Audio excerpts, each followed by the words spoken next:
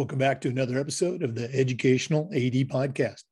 We'll be right back with today's guests, but first, let's hear from our podcast sponsor. We want to thank Violet Defense for their support of the Educational AD Podcast. Go to violetdefense.com for more information. Violet Defense is dedicated to protecting our world from germs by bringing the power of UV disinfection to everyday spaces. Their patented technology enables them to harness the power of the sun and use it in their products and environments like never before. Whether you're ready to implement existing products or if you'd like to explore researching and developing a custom deployment of their technology for your school, Violet Defense has the solutions and the experience you need. Go to violetdefense.com for more information about their great products. We also want to thank Sideline Interactive for their support. You know, it's becoming harder and harder to fund an athletic department these days, but Sideline Interactive's indoor scoring tables and video boards can generate $10,000 or more every year while creating excitement in the gym and the ultimate game day experience for your student athletes. Go to sidelineinteractive.com or call them at 832-786-0302 to schedule a live web demo and see their tables and boards in action. You've heard me say that we have a Sideline Interactive video scoring table in our gym, and it is a tremendously versatile tool. You can also email them at sales@sidelineinteractive.com and see exactly what these fantastic products can do for you. That's sales@sidelineinteractive.com. I promise you, you will come away very impressed. We also want to thank Wall of Fame by Vital Signs. The FIAAA has a Wall of Fame video console for our organization's Hall of Fame, and it is a really cool device. You really should check these folks out. You know, Wall of Fame has a mission to bring your school's legacy to life. They provide a variety of interactive touchscreen video consoles and an extensive library of templates to make it easier than ever to recognize the athletic achievements of your students, both past and present. For more ideas on how to showcase your school's diverse history, along with your proudest moments, go to vitalsignswalloffame.com. Or to learn more and get started with your own digital Wall of Fame tribute, call them at 614-981-3589 or email them at sales@vitalsignswalloffame.com. That's sales@vitalsignswalloffame.com.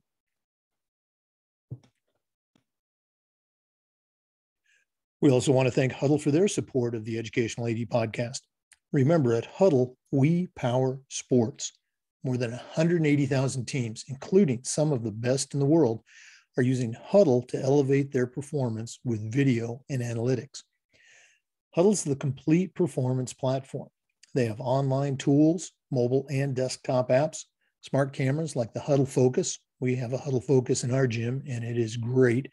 Of course, there's analytics and a whole lot more. Huddle's built for every level of play, from club and youth teams up through high schools and colleges, and even professional teams are using Huddle to improve the play of their teams and their athletes. You're in pretty good company with over 6 million users, including your student athletes, a lot of their parents, and the coaches of the teams at the college and university level that you're trying to get to recruit your kids. If you want to find out more about what Huddle can do for you and how your school can become a Huddle school, go to huddle.com and talk to their professionals. Remember, at Huddle, we power sports. We also want to thank Athletic Surveys by Lifetrack for sponsoring the Athletic Director's Toolbox segment of our podcast. Athletic Surveys by Lifetrack are a quick, easy, and affordable way for you to collect comprehensive data that allows you to evaluate and improve your entire athletic program. Athletic Surveys by Lifetrack also gives you access to the 95% of the players and the parents who really love your program, and it gives them a voice to help demonstrate the importance that a positive athletic experience has for them. Go to Athletic Surveys by Lifetrack and check out their testimonials, and then give them a call at 1-800-738-6466 or you can email them at info@athleticsurveys.com to get started. If you've never used a survey to take the pulse of your parents or your student athletes, you're really missing out. Talk to the pros at Athletic Surveys by Lifetrack and let them help you take your athletic program from good to great. And of course, we want to thank our good friends at Hometown Ticketing for their support. Hometown Ticketing is the leading digital ticketing provider to schools and colleges. You can learn more about what Hometown Ticketing can do for you by going to their website at hometownticketing.com. Hometown Ticketing, simple and easy online ticketing. Welcome back, everyone, to another episode of the Educational AD Podcast. We're staying right in Florida today, and we're going to visit with Brandie Taylor. Brandie's the head girls basketball coach at Western High School down in Davie. We always like to talk to coaches every once in a while and get their perspective as part of the athletic experience. So, Brandie, welcome to the podcast. Thank you so much, Jake, for having me. Really appreciate this opportunity. Excited to be here. Yeah, we're excited to have you and hear what's going on down in your part of the state. We always like to let our listeners have a chance to get to know our guests. So tell us a little bit about yourself, where you grew up, where you went to school, and kind of how your path has led you to, Western High School right now. So I grew up in central Pennsylvania, about 10 minutes outside of Penn State. So I'm still a big Penn State fan in all sports. And I decided to leave for college, and I came down to Southeastern University in Lakeland, Florida. Just kind of decided, wanted to change the scenery. Was a little bit tiresome of the snow and the cold winters, and thought I would give Florida a chance, and have since then stayed and made my way down to South Florida, just kind of on a whim, honestly. Have been living down here and working down here through different schools, and then ended up at Western about 7 years ago. I came here as the girls basketball coach, and I also teach 12th grade English. So very excited to be here. I've been at a couple other schools while I was in Florida. I spent about 8 years coaching middle school basketball. And then I spent a few years at Piper High School, and I was actually the assistant athletic director there as well while I was coaching girls basketball. And then now the last 7 years have been a Wildcat here in Davie. Very, very happy to be here. Those names, obviously, coming from Florida, those names mean a lot. Piper, pretty big school. Talk a little bit about that transition from, middle school coach to varsity head coach. I remember back in the day, I started my career teaching and coaching at the middle school level, but just, really wanted to be a high school head coach. So, what were some of the things that you did to help make that happen for you? Yeah, I look back at that and wonder how I made it through, because it was quite an adjustment period. I was blessed to have all of my connections at the time were middle school. So since, school got out around 2:40, 2:30, when hiring a staff, the individuals that I sought out couldn't come on staff because they were still in school.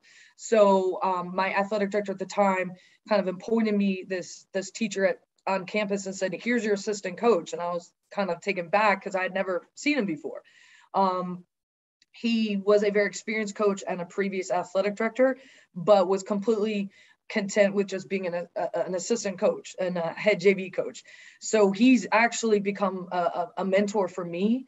I brought him on staff when I came to Western. He now no longer is on my staff. He's decided to kind of take it a little easier now as he's getting older, but he was phenomenal in the transition. The X's and O's wasn't so much of an adjustment.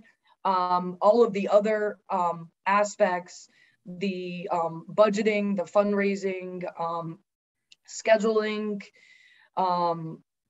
marketing your team, just the buying gear, just the simplest things that in middle school you don't, at least most middle schools, you don't do. You just practice, you show up, and that's it.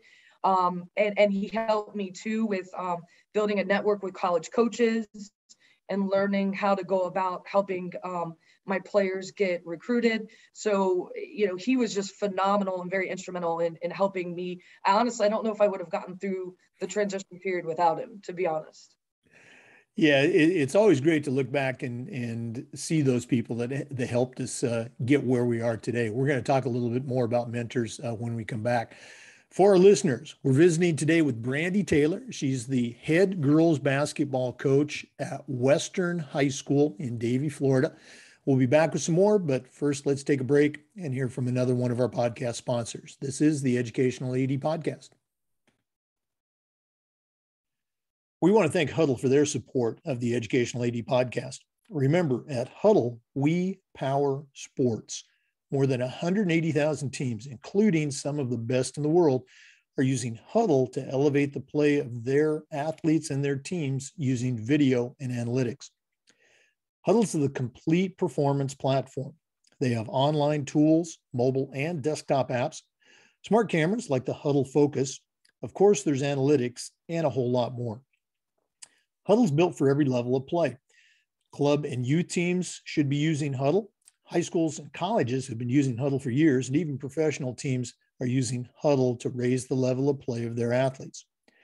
You're in pretty good company with over 6 million users, including your student athletes, a lot of their parents, and the coaches of the college and university teams that you're trying to get your kids recruited to. If you want to find out more about what Huddle can do for you and your program, or how your school can become a Huddle school, go to huddle.com and talk to their professionals. Remember, at Huddle, we power sports. We're back with Brandie Taylor, head girls basketball coach at Western High School in Davie, Florida. Coach, you mentioned, your longtime assistant coach as being a mentor. And in our profession, coaching and ADs, leadership, mentoring is such a big part of it. So who are some of those other folks that helped you along the way? Maybe it was parents or family member or a coach growing up, but none of us got to where we're at by ourselves. So who are some of those folks that helped you get to where you're at today? Yeah, absolutely. It takes numerous people to help you get to where you would like to go. And I would say my high school coach, Patty Hillard, we weren't super close, but she's someone that I can still look back at and say, I remember how she ran our program in high school, and it definitely left fingerprints and impressions for me to, continue just the discipline and the structure, and just requiring excellence and greatness for us, not just on the court, but in the classroom. And then, my, like you mentioned, my longtime assistant, just want to give a name. His name is Tom Morante. So just want to give a shout out to him. Huge, just impact on just helping me navigate through that transition from middle school to high school. And then I would say this is, the next few people are recent. During the pandemic, there were so many different coaches clinics going on virtually that I was able to get plugged in and get networked with a program called Essential Coaching. And that is with Asim. I always say, I want to make sure I pronounce their last names right, Asim Rasagi and Kyle Kavanagh. And they're, again, with Essential Coaching. And they've been just instrumental. Really just the whole pandemic has helped me just kind of reframe how I view my coaching position, going more for just the process and the relationships and just the little things that we do and how we go about things more so than just the end product of a score or your record at the end of the season. That as I was listening to you, I was intrigued. I don't mean to put you on the spot, but we have a lot of young coaches, young ADs that listen. What are some of those details? What's something that really sticks out for you that, you're certainly an experienced coach, but, what was a nugget that maybe you gleaned from one of those presentations you can share with us? Yeah, I mean, I think it's just in how you kind of like conceptualize everything. Like I think in analogies. So if I could give analogy, I think a lot for me prior to the pandemic, I had a bunch of resources, if you will, like a bunch of different clothes in a closet, but they weren't organized precisely to where I could just grab what I needed when I needed it. So I've simplified our approach. So like here at Western, our essential elements, if you will, is very simple. It's sprinting, it's spacing on the court, it's our shot selection, and it's strength, whether that's physical or mental. So everything that we do is, founded on that. Every practice, every drill we do, we as a coaching staff are emphasizing those four things. And it just kind of makes it easier. And it was one of those epiphanies where, like, why didn't I think of this? As a teacher, being an English teacher, anytime you give a project or even an essay, you give a rubric. So that way there's a clear, detailed outline of, okay, this is what I need to do to score these points. So for the team, now it's, hey, these are the specific things we're looking for. And it makes it more manageable, because I think sometimes as coaches, it's like, today it's this, so the team will try to fix it. And then tomorrow it's something different. And then they get frustrated because they didn't know that it was going to be something different. So it just kind of makes sure that we're all speaking the same language and we're all aligned on specific things. No, I love it. Having those foundational principles, you can always say, why are we doing this? Whether it's practice, a drill, or an offensive play, or whatever, does it relate back to who we are? Does it relate back to our foundation? Very cool stuff. For listeners, once again, we're visiting with Brandie Taylor. She's the head girls basketball coach at Western High School in Davie, Florida. We're going to take another break, but we'll be back with some more. This is the Educational AD Podcast.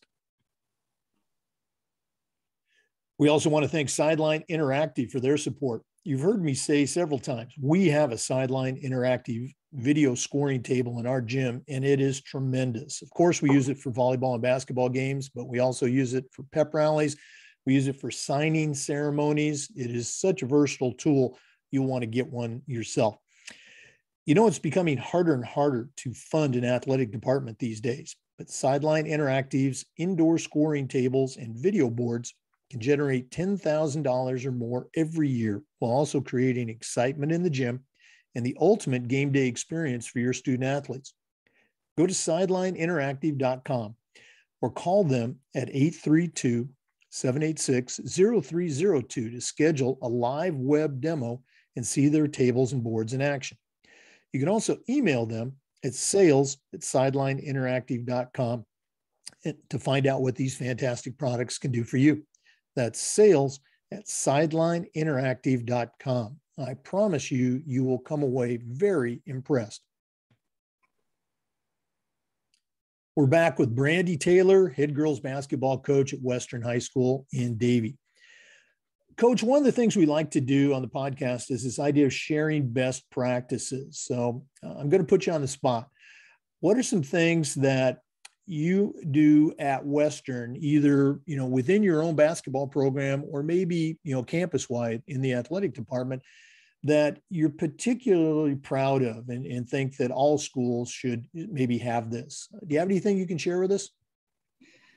I would say in terms of the basketball program, more so than the overall athletic department, although I think our athletic department, our athletic director is phenomenal.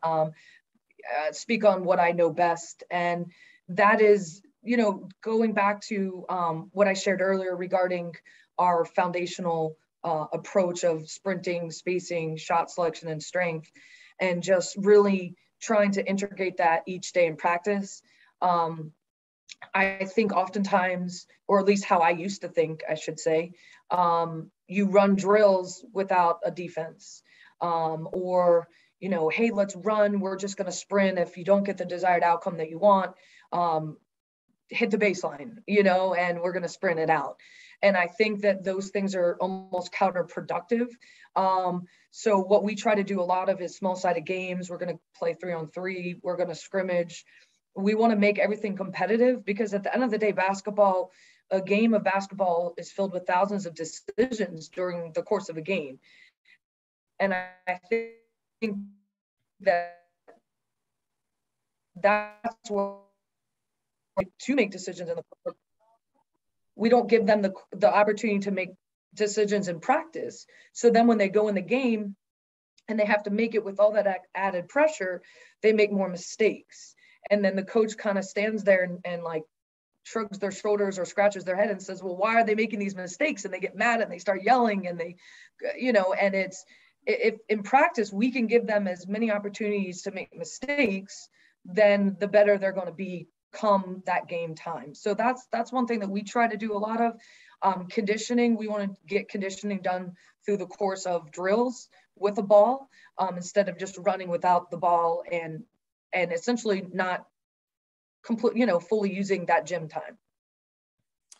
I love the emphasis you put on communication. I'm a high school basketball official now, and when I'm doing games, I'm always amazed at the coaches that they don't do a lot of talking, and on the other end of that spectrum, you've got a coach that it's almost, okay, pass here, now you cut, and then and what have you been doing in practice? Okay, so I just love it when I hear and see it in action, that communication process that's occurred during practice. Yeah, and I think too that's such a coach's speak. Hey, I need you guys to talk. And that was another epiphany I had a few years ago. Like, I'm telling the girls to talk, but then I realized, have I taken the time to tell them what to say? And I think that you have to listen. If there's a screen coming, you're saying screen right, switch, stay, whatever it may be, but you have to be very specific. And, PGC, I love PGC. I'm a big fan of PGC, the Point Guard College, and they're very big on say their name and then, talk to your teammate. So, and it even comes back to shot selection. I think that that's another coach speak. Hey, that was a bad shot. And the player looks at you and like, well, is it a bad shot because it didn't go in? But we teach our girls, if it's in range, in rhythm, and not contested, then it's a good shot. You want two of those three components. And if you have those and it doesn't go in, we're not going to be mad at you because we feel like you had the IQ to make the right decision. Again, great stuff. Love the communication component of that. For our listeners, we're with Brandie Taylor, the head girls basketball coach at Western High School in Davie, Florida. We're going to take another quick break, but we'll be back with some more wisdom in just a minute. This is the Educational AD Podcast. We also want to thank Wall of Fame by Vital Signs for their support. Wall of Fame has a mission to bring your school's legacy to life. They provide a variety of interactive touchscreen video consoles, along with an extensive library of templates to make it easier than ever to recognize the athletic achievements of your students, both past and present.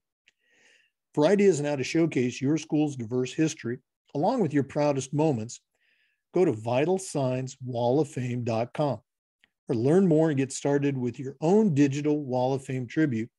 Call them at 614-981-3589 or email them at sales@vitalsignswalloffame.com. That's sales@vitalsignswalloffame.com.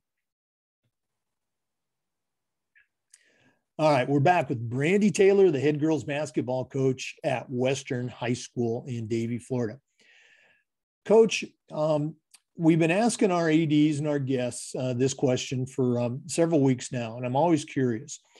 Back in my day, 100 years ago, my coaches would frequently say things like, come on, Jake, you got to suck it up. Come on, Jake, you got to be tough. And toughness is certainly a valued component of the athletic experience. But how, in this day and age, how do you, coach kids to be tough while also being sensitive to and aware of the very real social emotional challenges that a Generation Z kid is experiencing? Do you have any advice for us? Yeah, I definitely think that this is a topic that needs to be discussed. It's something that I'm still learning and maneuvering, and I think every year, every team, every player presents different variables that define what toughness looks for them and your approach. I think certain players are more apt to tougher, if you will, like getting firm with your voice, and they respond. I've coached, I had 2 young ladies on my team a couple years ago. They've now graduated, and they were sisters. And the older sister, you had to be very careful with your approach.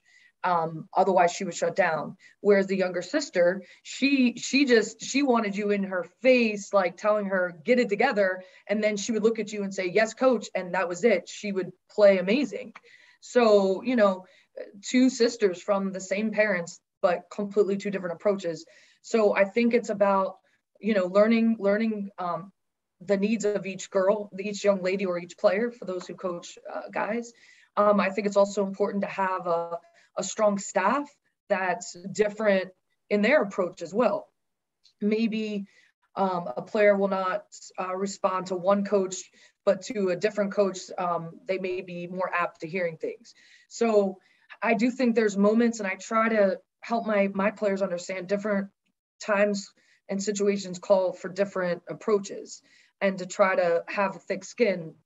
And I go back to the analogy, if we were in a burning building and it was an emergency, I don't have time to say, come on, sweetie, like, let's get through let's go, here we go, boom.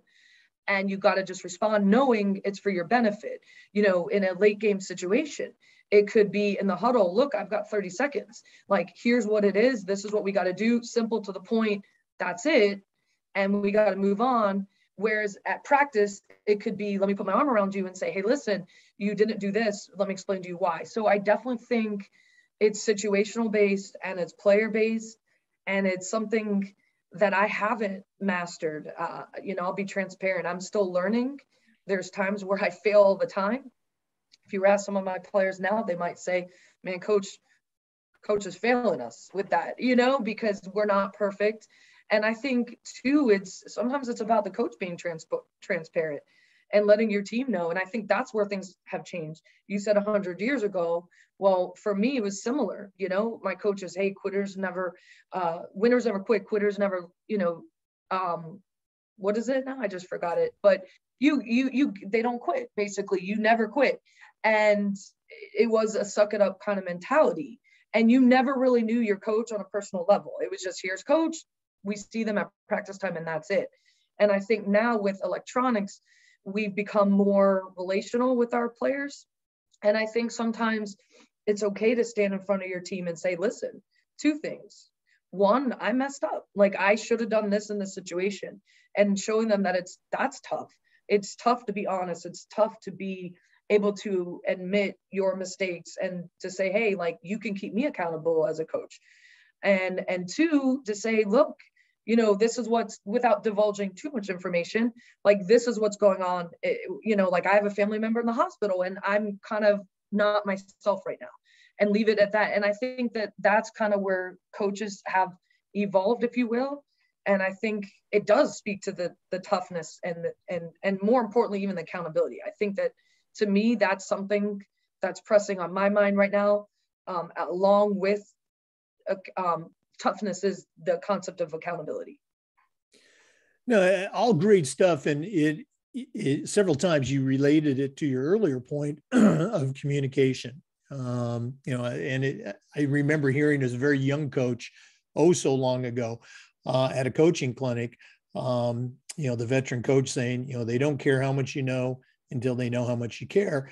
And there's a lot of different ways to show that. As a football coach, I coached at high volume, but I remember, pointedly, every year we'd review, and I'd tell the kids, don't listen to my volume, listen to what I'm telling you about, hey, you got to keep your feet driving, or you got to punch, or whatever it was. And, also at that same time, try to, for me, catch my breath, let my blood pressure go down, and find those moments to pat them on the back while you're also kicking them in the butt. So again, you summed it up perfectly. And I would say really quick, if I may, the one thing that I've also learned in the last couple of years is a post-game speech isn't really necessary, win or lose, or keep it very brief. I think sometimes we as coaches speak from emotions, and we say things that maybe we are going to regret. Take a time to step back, let your emotions subside, take a look at the film, take a look at the stats, and get a better picture of what really did occur in the game.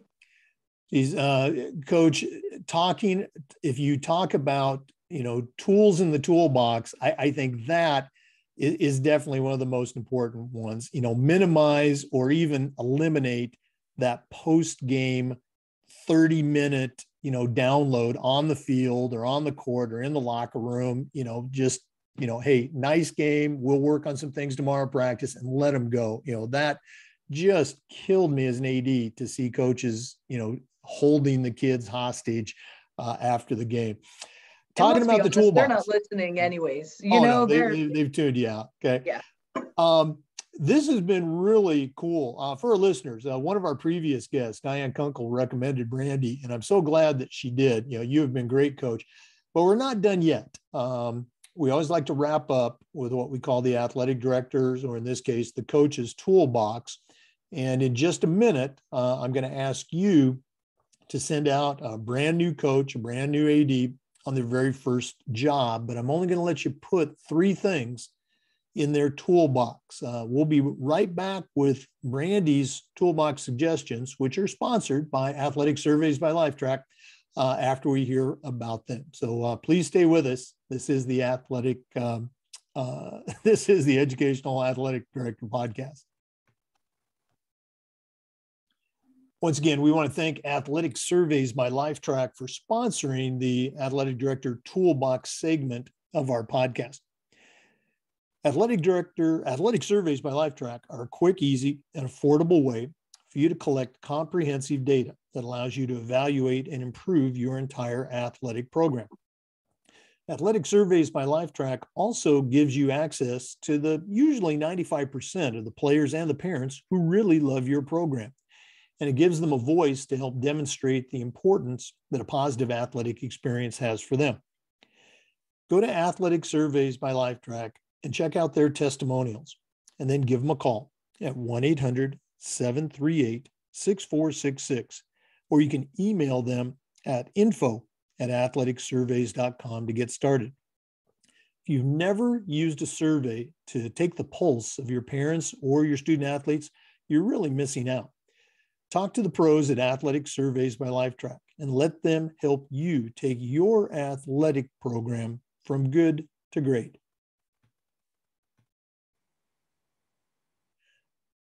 Well, Coach Taylor, it's time to really put you on the spot. We always like to wrap up with the athletic director toolbox. In this case, we're going to say coaching toolbox. I'm going to challenge you right now to send out a brand new coach, a brand new leader on their very first head job. But I'm only going to let you put 3 things in their toolbox. What 3 items are going to go in Brandie Taylor's new coach or new AD toolbox? Well, the first thing is I think it's all about the people you surround yourself with. If that new coach doesn't have a mentor or a network or a support system, definitely to reach out to someone on campus or in the surrounding community at a different high school. Get plugged into, a program like Essential Coaching, which really helped me, and get connected with someone that can really, really help you navigate through this new experience. So that to me would be first and foremost. And with that is also your staff, bringing in coaches whom you trust and that have your back and can really carry forth the vision that you have for the program. The next thing would be just in building the culture. I think you have to really have an idea, a realistic idea. When I first got to Western, the previous 4 years, they had won 8 games total. So I knew coming in that, we were starting, we weren't rebuilding, we were building. We were starting with really nothing. And the previous coach was fantastic, but they just didn't get a chance to get it up and going. So with that is, what is my culture? What are my realistic expectations? What are some non-negotiables that are, realistic? When I first got here, I was literally finding girls in the hallway that were tall saying, hey, come, I'll teach you how to play basketball. One of my first practices, we pulled out the bench and I got out the scoreboard and I had to teach them how to sub in. So you have to be very realistic with where you're starting at. Maybe you're blessed to go into a school as a new coach that's already had success, but then there's expectations that come along with that too. So you just have to be aware of your situation, So I would say the people you surround yourself with, the culture, so your non-negotiables, your elements, your philosophy, your core values, what is it that is essentially your roadmap for you to remember every day, because it can get busy, it can get tiresome, it can get lonely, it can get frustrating, and you have to have something that you come back to. And I'm in year 7 here, and I still need to come back to this, because in the course of a season, it's never easy. It's never perfect. And every year presents different circumstances. And then the last thing that I would say is a practice plan.